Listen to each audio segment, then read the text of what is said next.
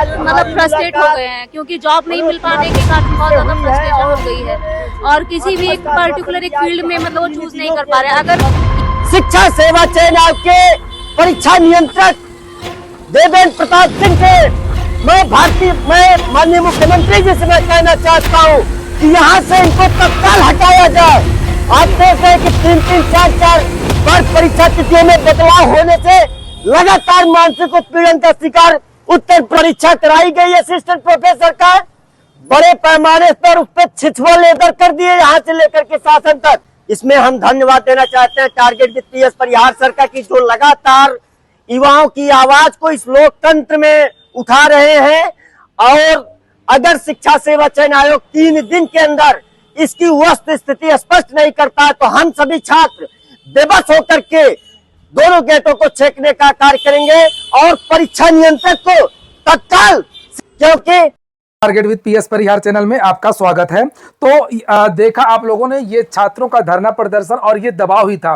कोई भी विद्यार्थी इस समय घर से निकल नहीं रहा है, ना ही धरना प्रदर्शन का ऐलान किया जाता है। तो विद्यार्थी शिक्षा सेवा चयन आयोग जाते हैं, ये पत्थर गिरजाघर आते हैं, लेकिन फिर भी कुछ विद्यार्थी गए और आपने देखा जैसे ये विद्यार्थी गए प्रतियोगी छात्र प्रतिनिधि मंडल के, वैसे ही शिक्षा सेवा चयन आयोग की तरफ से परीक्षा स्थगन को लेकर ये नोटिस जारी कर दी गई। परसों विद्यार्थी शिक्षा सेवा चयन आयोग गए थे, विद्यार्थियों ने 2 दिन का अल्टीमेटम दिया था। उसी क्रम में कल एक ये नोटिस जारी हुई और आज चेयरमैन की नियुक्ति को लेकर के भी एक नोटिस जारी हो गई है ज्ञापन को लेकर के। और हो सकता है कि ये विद्यार्थी अगर प्रतियोगी छात्र प्रतिनिधि मंडल के कल शिक्षा सेवा चयन आयोग में न जाते, नारेबाजी नहीं करते, तो हो सकता है कि ये काम भी अभी नहीं होता।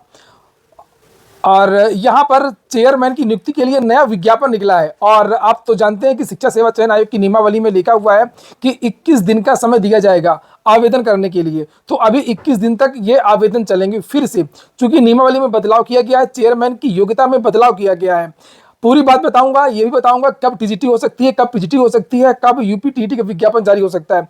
लेकिन आजकल आप लोग वीडियो को शेयर नहीं कर रहे हैं, ना ही वीडियो को लाइक कर रहे हैं, जबकि आप लोगों को सबसे सॉलिड और ऑथेंटिक जानकारियां भी दी जाती हैं। मैंने कल ही आप लोगों को बताया था कि आप लोगों को जल्द नई नोटिस टीजीटी एग्जाम की देखने को मिलेगी स्थगन को लेकर के, और मैंने कल के लिए कहा था, कल नोटिस भी जारी हो गई। और आप लोगों की वजह से ही मैं भी कल शिक्षा सेवा चयन आयोग गया था और मैंने कल जो सचिव है चेयरमैन के, उनसे वार्ता भी की थी और मैंने आप लोगों का पक्ष भी रखा था।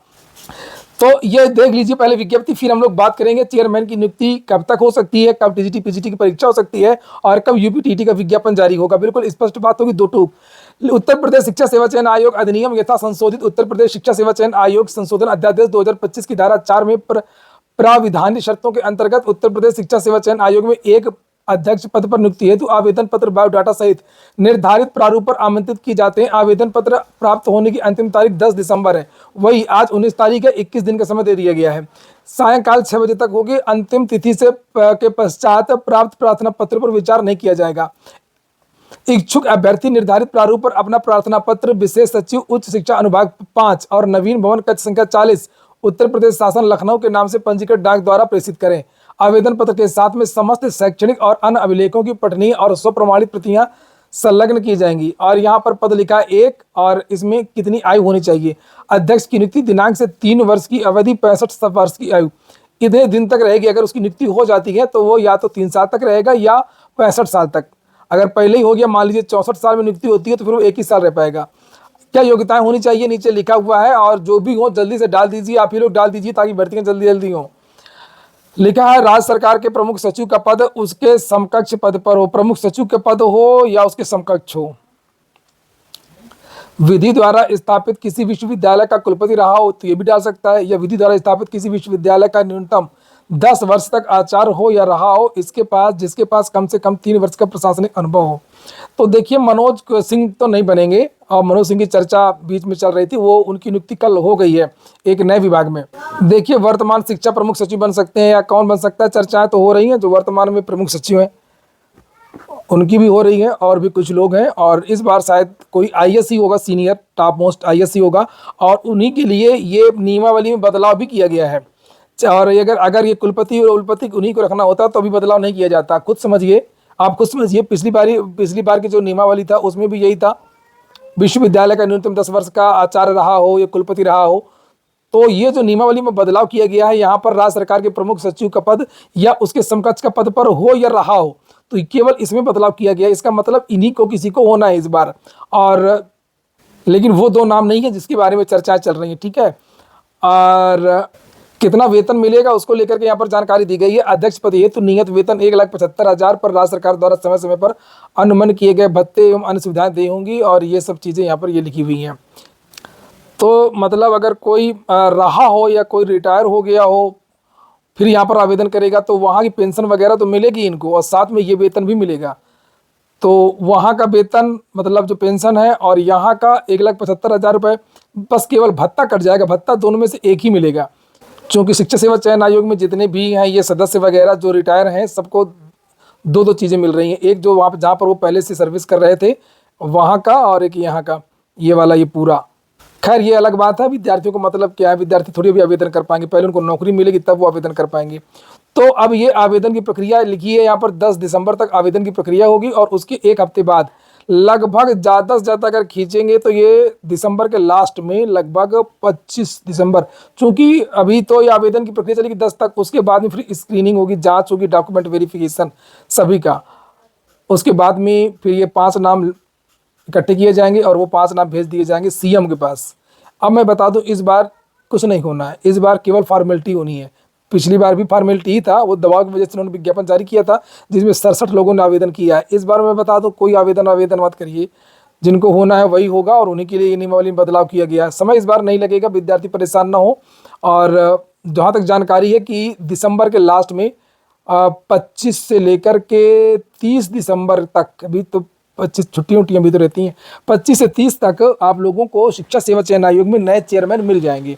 और जो है कि अगले साल से हो सकता है कि नए साल से ज्वाइन करें, और इनके आते ही आप लोगों को जो एग्ज़ाम कैलेंडर है, टीजीटी का एग्ज़ाम, पीजीटी का एग्ज़ाम और यूपीटीटी का नोटिफिकेशन, ये तीनों चीज़ें आप लोगों को जनवरी के महीने में ही देखने को मिल सकती हैं।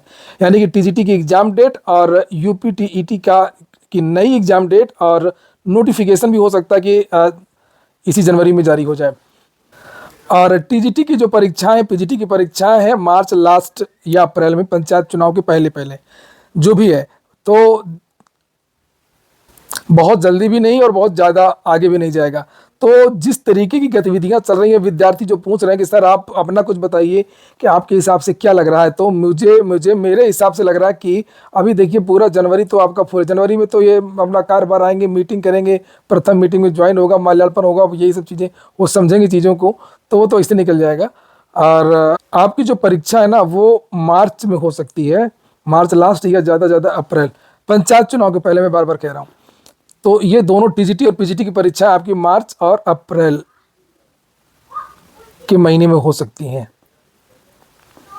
और इन्हीं में मार्च अप्रैल के बीच में ही या अप्रैल के लास्ट में आप लोगों को यूपीटीईटी का जो नोटिफिकेशन है वो भी देखने, वो एग्ज़ाम नोटिफिकेशन तो हो सकता है आपको आते ही 15-20 दिन में जारी कर दें।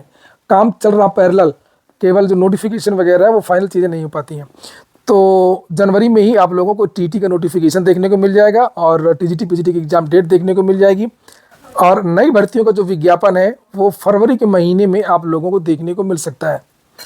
पोर्टल में काम चल रहा है लगातार, और हो सकता है कि अधियाचन भी आ जाए जनवरी तक, और उसके बाद में ये जो चेयरमैन आ जाएंगे तो इसका जो विज्ञापन है वो फरवरी के माह में जारी कर सकते हैं। ये हो गया आज का वीडियो आपको अच्छा लगा हो, आपके काम का हो तो लाइक अवश्य कर दें। जिन छात्रों ने चैनल को सब्सक्राइब न किया हो सब्सक्राइब कर लें। पूरा वीडियो सुनने के लिए बहुत बहुत धन्यवाद।